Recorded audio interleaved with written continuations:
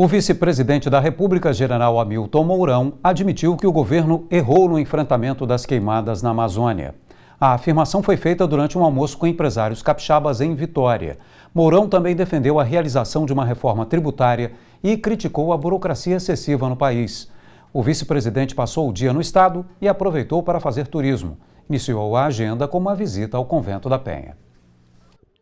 A primeira parada do vice-presidente Hamilton Mourão no Espírito Santo foi no Convento da Penha, em Vila Velha, principal ponto turístico do estado.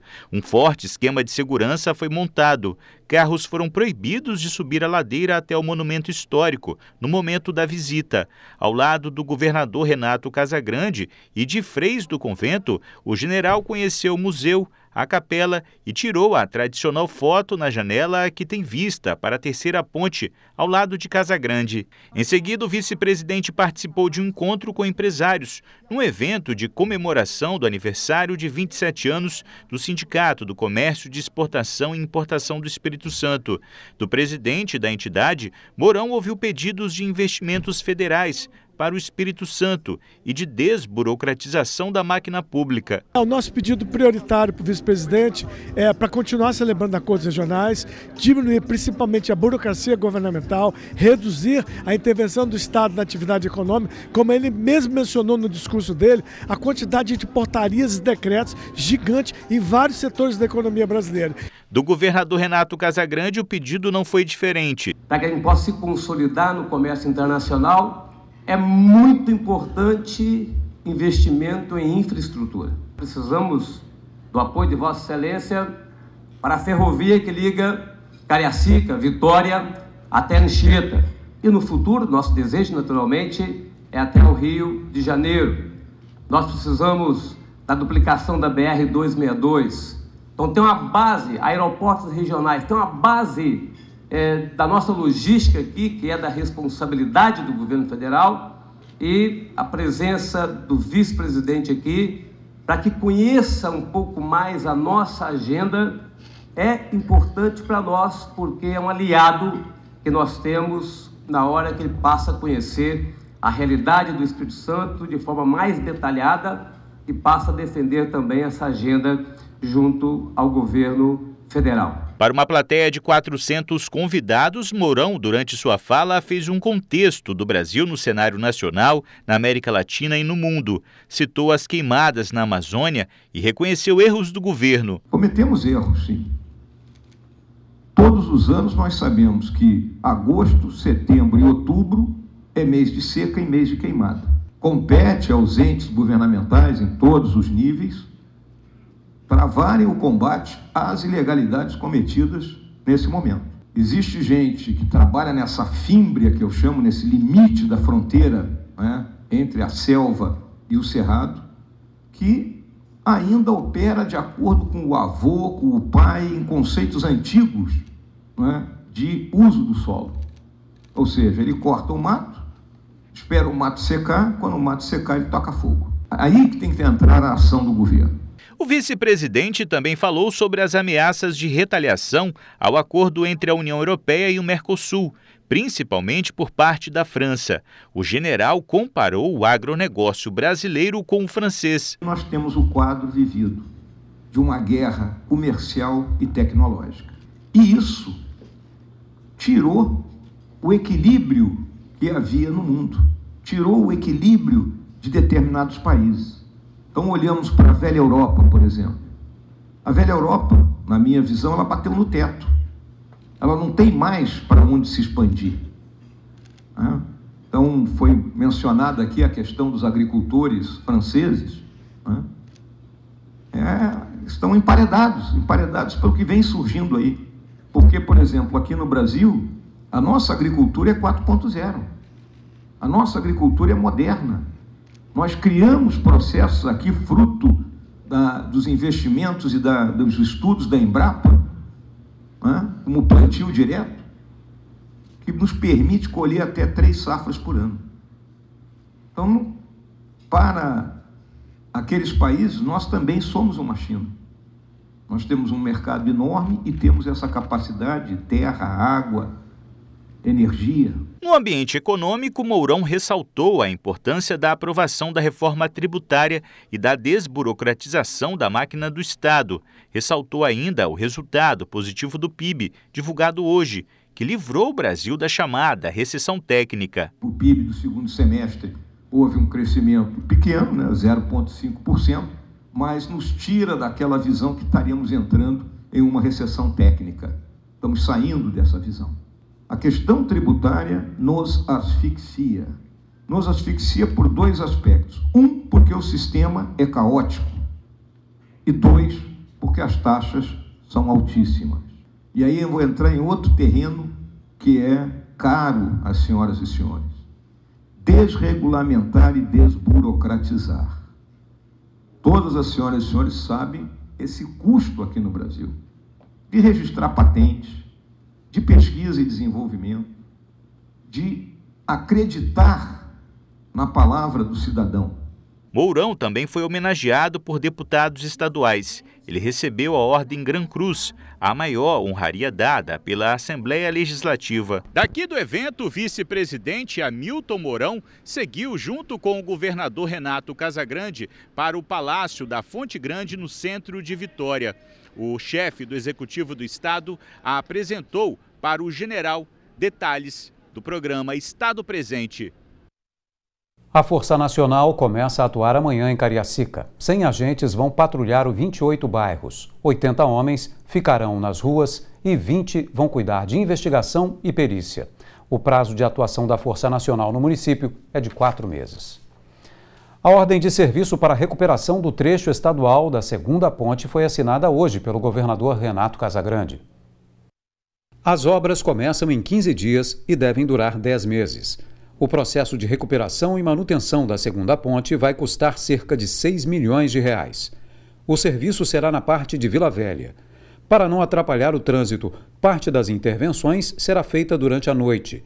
O projeto prevê serviços de recuperação e proteção das estruturas, remoção e instalação de guarda-corpo, substituição do asfalto, novas sinalizações e remanejamento de postes de iluminação. O diretor-geral do Departamento de Estradas de Rodagem explicou como será o serviço. Nós vamos trabalhar inicialmente por baixo da ponte. Não vamos criar nenhum problema de trânsito, né, no viaduto, né?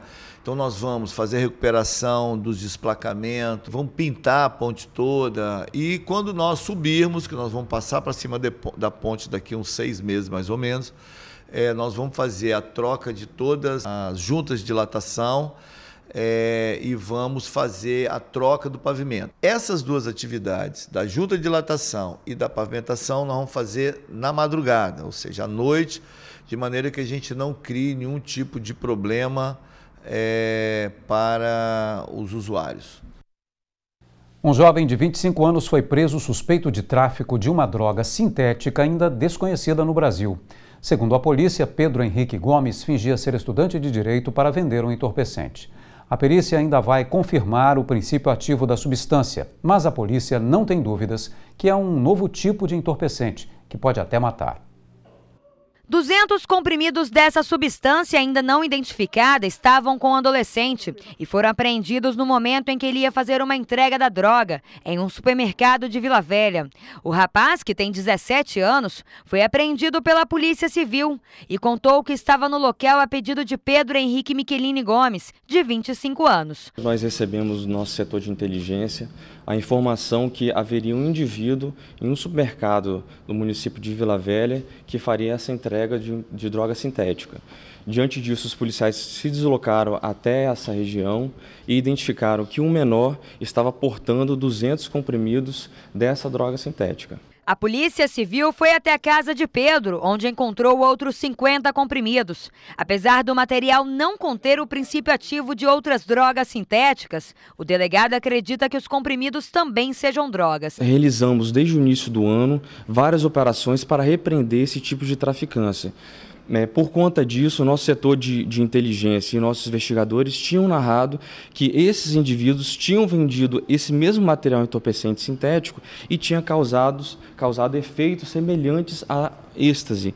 Então, é daí que vem a nossa convicção de que essa droga sintética causava esses mesmos efeitos. Para a polícia, Pedro explicou que saiu do Mato Grosso para morar no Espírito Santo com a intenção de cursar direito em uma universidade. Mas essa história foi desmentida durante a investigação, pois os policiais civis procuraram a universidade, mas não encontraram a matrícula do suspeito. Há quase 8 meses no estado, a polícia acredita que Pedro esteja se passando por universitário com o objetivo de vender drogas para estudantes. Nós acreditamos que ele se valia desse status de universitário para entrar nessa universidade e comercializar esse entorpecente. A substância passa por análises, mas até o final da semana a Polícia Civil deve descobrir quais são os princípios ativos da suposta droga. O laboratório de química já começou as análises e o que a gente já concluiu é que ele não possui o princípio ativo MDMA, que é o princípio ativo geralmente encontrado no comprimido de êxtase. Então a gente já excluiu essa substância e o laboratório continua trabalhando para conseguir identificar qual exatamente é o princípio ativo. Esses comprimidos, geralmente, eles apresentam substâncias que têm efeitos similares ao êxtase, então, que é uma droga estimulante e alucinógena. Então, são efeitos que vão desde irritabilidade, agitação, até convulsões, taquicardia, hipertensão grave, que pode levar o usuário à morte. Sobre a origem do material, a Polícia Civil acredita que tenha vindo de outros estados ou até mesmo de outro país. Esses novos princípios ativos, eles não são desenvolvidos da noite para o dia. Isso vem de fora, possivelmente até da Europa, né? O que nós temos que fazer é identificar e continuar o trabalho que está sendo feito pelo DENARC, brilhantemente, no sentido de prender e identificar essas rotas para evitar que essas drogas entrem no mercado. Um novo ataque contra moradores de rua foi registrado nesta madrugada na região da Vila Rubim, em Vitória. 2 homens armados atiraram nas vítimas perto do mercado municipal. Segundo testemunhas, foram disparados mais de 10 tiros. Fragmentos de balas foram encontrados dentro de lojas. É o 4º caso na região em 2 meses. Os tiros atravessaram as portas de aço e de vidro e foram parar na parede desta loja. Funcionários recolheram os cacos de vidro e também os pedaços das balas que estavam no interior do estabelecimento. Manhã de limpeza e organização da loja para quem foi surpreendido com esse cenário antes mesmo de começar mais um dia de serviço. Foi uma surpresa e um susto, né? Nós chegamos no horário de expediente já com a notícia do acontecido, algumas lojas atingidas, né, vidraças quebradas, clima de bastante medo. Homens armados atiraram em moradores de rua na madrugada desta quinta-feira. 2 pessoas ficaram feridas. O crime aconteceu em um dos principais acessos da Vila Rubim, na Avenida Duarte Lemos, próximo ao mercado municipal. A informação, segundo testemunhas, é que 2 indivíduos armados passaram por aqui de carro durante a madrugada, por volta das 3 horas da manhã, e efetuaram vários disparos em direção aos moradores em situação de rua. Quem estava na região no momento do crime conta que escutou pelo menos 10 tiros. Só aqui nesta loja encontramos cerca de 5 perfurações. Esse é o 4º ataque na região. 3 deles ocorreram em junho deste ano. Uma das vítimas morreu. Em todas as ocasiões, os disparos foram efetuados contra moradores de rua. O motivo e a autoria desses crimes é um mistério. Ninguém vê, ninguém sabe de onde surge, só o som mesmo. É um mistério? É um mistério. Para quem trabalha e também mora no centro de Vitória, o medo é inevitável. É bastante complicado trabalhar na região devido à violência, né? Só Deus mesmo para nos guardar no local de trabalho e também a dependência, a necessidade de trabalhar, né? A polícia prendeu um suspeito de participar do atentado contra os moradores de rua. O nome dele é Francis de Souza Oliveira. Os outros 2 homens ainda não foram identificados. Ex-PM que matou a mulher e um colega de farda foi preso pela polícia. Ele estava foragido havia 3 anos. O crime aconteceu na Serra. A delegada responsável pelas investigações disse que o ex-policial José Luiz de Souza, hoje com 54 anos, foi preso ontem em um bar em Vila Velha, onde trabalhava. A prisão foi até que de maneira tranquila, ele reagiu de maneira proporcional num primeiro momento, mas logo ele foi contido e já foi acionado a Polícia Militar para conduzi-lo para a DHPP. O duplo homicídio aconteceu em 2016 em Feu Rosa. As vítimas foram a ex-mulher de José Luiz e um ex-policial militar do Rio de Janeiro. Eles foram executados a tiros. Depois do crime, o ex-soldado fugiu.